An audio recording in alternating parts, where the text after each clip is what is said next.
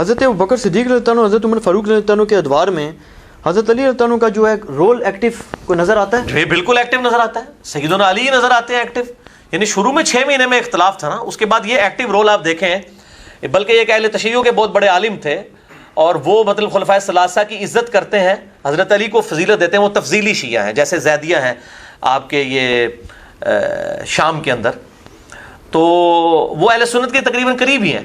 وہ خلفائے ثلاثہ کو مانتے ہیں, سیدہ عائشہ کا احترام کرتے ہیں اور اصحاب پر لعنت کے قائل نہیں, نعوذ باللہ. وہ صحیح شیعہ ہیں, شیعہ نے علی میں سے, یعنی رافضی نہیں ہے وہ.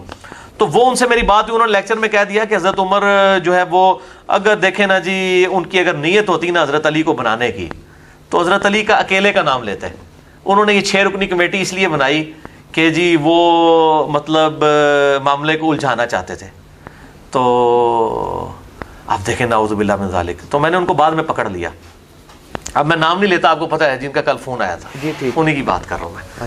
اچھا, میں نے ان کو جناب تقریر کے بعد محرم میں پکڑ لیا. میں نے کہا جی یہ آپ کی بات بالکل باطل ہے. میں نے کہا مجھے یہ بتائیے, ہماری اہل سنت کی تاریخ میں ملتا ہے کہ سیدنا عمر جب جنگ یرموک میں فتح ہوئی, جنگ قادسیہ میں ہوئی, تو پھر سیدنا عمر نے باقاعدہ انٹرنیشنل وزٹس کی ہیں.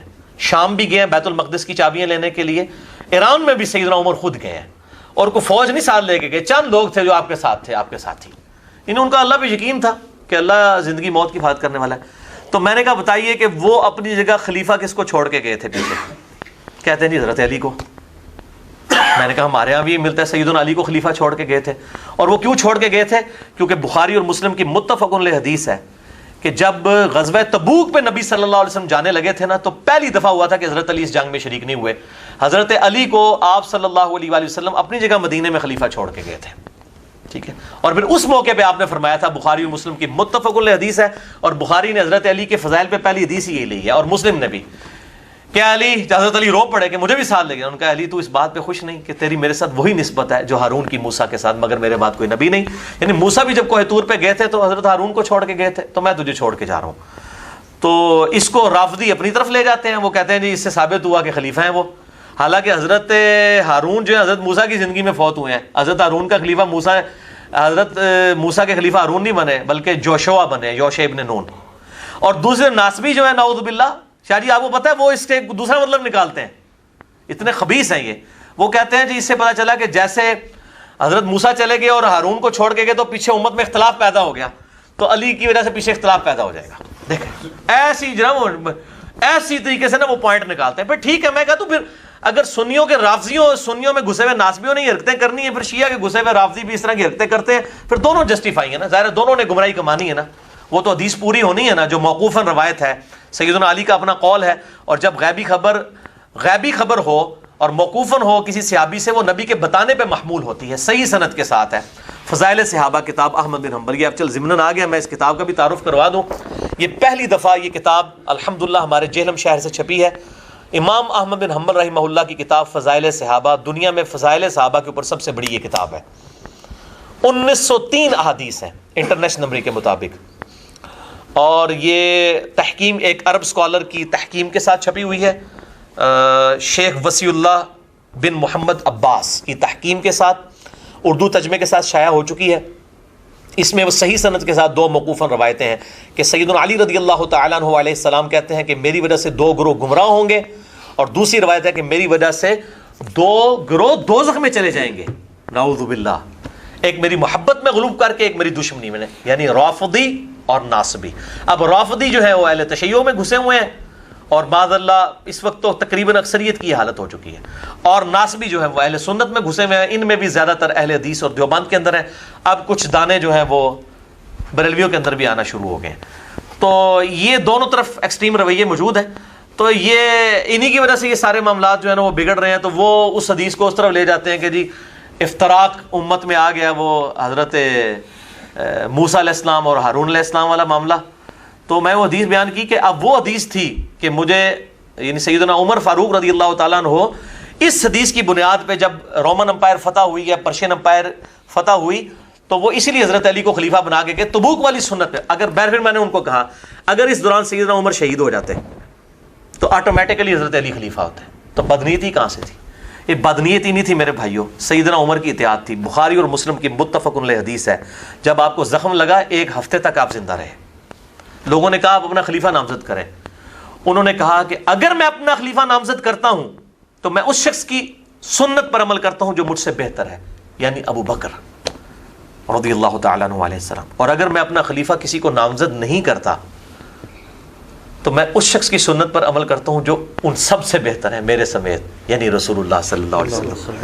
عبداللہ بن عمر کہتے ہیں، بخاری اور مسلم کے الفاظ ہیں، جب میں یہ حدیث سن رہا تھا نا حضرت عمر سے، تو میں نے اپنی بہن حفصہ سے کہا کہ بہنا مجھے لگتا ہے کہ حضرت عمر جو ہے نا کسی کو اپنا خلیفہ نامزد نہیں کریں گے، کیونکہ وہ نبی صلی اللہ علیہ وسلم سے جو عقیدت رکھتے ہیں نا، جو انہوں نے ذکر کیا نا کہ ایک ابو بکر کی سنت ہے اور ایک نبی کی سنت ہے، تو وہ نبی کی سنت کو ہی اڈاپٹ کریں گے۔ یہ ہے اصل میں وجہ کہ انہوں نے، چونکہ نبی صلی اللہ علیہ وسلم نے اپنا خلیفہ کسی کو نامزد نہیں کیا، تو حضرت عمر نے بھی اپنا خلیفہ کسی کو نامزد نہیں کیا۔ Point to be noted. تو عبداللہ بن عمر کہتے ہیں مجھے اسی وقت لگ گیا کہ یہ نامزد نہیں کریں گے۔ 6 رکنی کمیٹی بنائی، علی کو پہلے نمبر پہ رکھا، عثمان، عبد الرحمن بن عوف، طلحہ، زبیر اور ابو عبیدہ ابن جرح، سعد ابن ابی وقاص۔ ابو عبیدہ ابن جرح تو موجود نہیں تھے، فوت ہو چکے تھے، سعد ابن ابی وقاص۔ یہ 6 ہو گئے، اور پھر کہا کہ عبداللہ بن عمر کو بھی مشورے کے لیے شامل کر لینا، لیکن اس کو خلیفہ نہ چننا، یعنی وہ ملوکیت والا معاملہ نہ ہو، ٹھیک ہے۔ تو ظاہر نبی صلی اللہ علیہ وسلم بھی کوئی بادشاہ تو نہیں تھے نا، آپ اللہ کے پیغمبر تھے۔ اگر بادشاہ ہوتے تو حضرت علی کو خلیفہ بنا کے جاتے، یا آپ یہ کام نہیں کر سکتے تھے، کبھی بھی نہیں کر سکتے تھے۔ میں نے مسئلہ 55B میں بتایا۔ اور یہ دیکھیں، یہ ملوکیت کی سپورٹ میں نا قرآن سے لے کے آتے ہیں، داؤد کو اللہ نے بادشاہ بنایا، سلمان کو او بھائی انہوں نے سعودی اللہ نے بادشاہ نہیں سی بنایا، بنو امیہ نے نہیں سی بادشاہ بنایا، بنو عباس نے نہیں تھا بادشاہ بنایا حضرت داؤد علیہ السلام، سلمان علیہ السلام کو یا طالوت کو، وہ وحی کے ذریعے بنائے گئے تھے۔ ان کو آپ ان بادشاہوں کے ساتھ کمپیئر کرتے ہیں، بنو امیہ کے بدماشوں کے ساتھ؟ وہ شرم کریں۔ اور بدماش کس لیول کے اوپر دین کا بیڑا غرق کر دیا۔ مروان بن حکم کے بارے میں صحیح مسلم میں 170 نمبر 179 نمبر حدیث پڑھ کے دیکھ لیں، اس کو ابو سعید خدری نے کہا کہ نبی صلی اللہ علیہ وسلم جو ہے وہ عید کا خطبہ جو ہے وہ نماز کے بعد دیا کرتے تھے، اس نے پہلے شروع کروا دیا، کیونکہ لعنت جو کرتے تھے سیدنا علی کے اوپر، لوگ ان کی تقریر نہیں سنتے تھے، وہ پہلے سناتے ہیں، جس طرح آج بھی مولوی پہلے زبردستی تقریر سناتے ہیں۔ تو اس نے کہا ابو سعید وہ طریقے متروک ہو چکے ہیں، نہیں، نبی کے طریقے کو اس نے کہہ دیا ترک کر دیے گئے۔ اب اس کو صحابی بتا رہا ہے جو نبی کے طریقے کو جاننے والا ہے، اس طریقے سے توہین کرنا، تو میں تو سمجھتا ہوں یہ نواقض اسلام میں آتی ہے چیز، سیدھی سیدھی توہین ہے یہ نبی صلی اللہ علیہ وسلم کی۔ میں نے 72 حدیثوں میں بھی یہ حدیث ڈالی ہے۔ تو یہ جو مروان بن حکم ہے، اس کو کوئی اللہ تعالیٰ نے نہیں بنایا تھا، پھر کہتے ہیں جی اللہ کی مرضی ہوئی ہے تو یہ اوپر آیا، تو بھائی فرعون جو آیا وہ بھی اللہ کی مرضی سے آیا۔ کل کو نعوذ باللہ من ذالک پھر ہم یہ کہنے شروع کر دیں کہ حضرت عمر جو ہیں وہ بالکل ان کو صحیح کیا گیا، نعوذ باللہ جو شہید کیا گیا اور یہ اللہ کی مرضی سے ہوا ہے، نعوذ باللہ من ذالک، یہ کیسی بات کر رہے ہیں آپ؟ اللہ نے دنیا میں کھلی چھٹی دی ہوئی ہے، اگر یہی بات ہوتی تو قتل کرنے والے کا قصاص نہ لیا جاتا۔ تو اللہ کی مرضی سے مراد یہ ہوتا ہے کہ اللہ نے دنیا میں کھلی چھٹی دی ہوئی ہے، برے اعمال کرو قیامت دن پکڑ ہوگی، ٹھیک ہے نا جی؟ تو یہ بات یاد رکھیں۔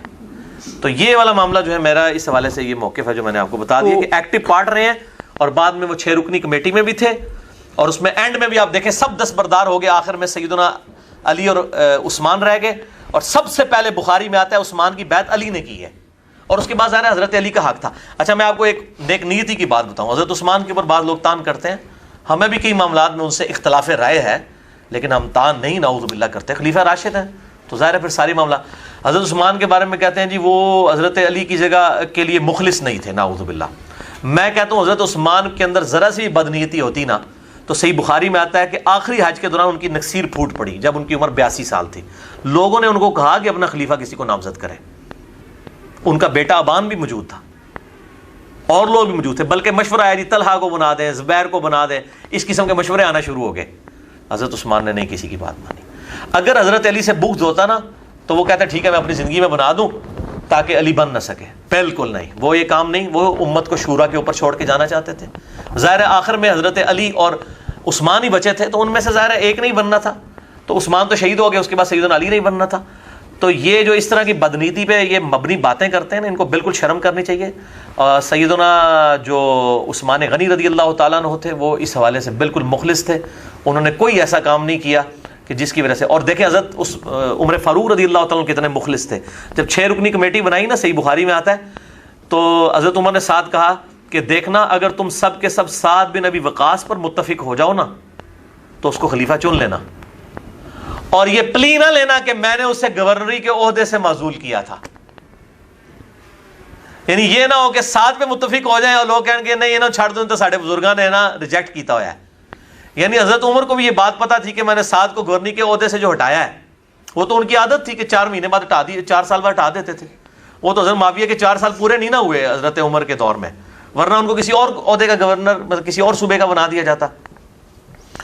تو باقی آپ دیکھیں کتنے مخلصانہ الفاظ ہیں. اگر سعد پر بھی متفق ہو جاؤ تو میرا اس کو معزول کرنا بہانہ نہ بنانا، اس کو چن لینا. ٹھیک ہے، تو یہ الحمدللہ ان کی نیک نیتی تھی. آپ ڈیپ ڈگ کریں گے آپ کو ساری حدیثیں الحمدللہ ملیں گی.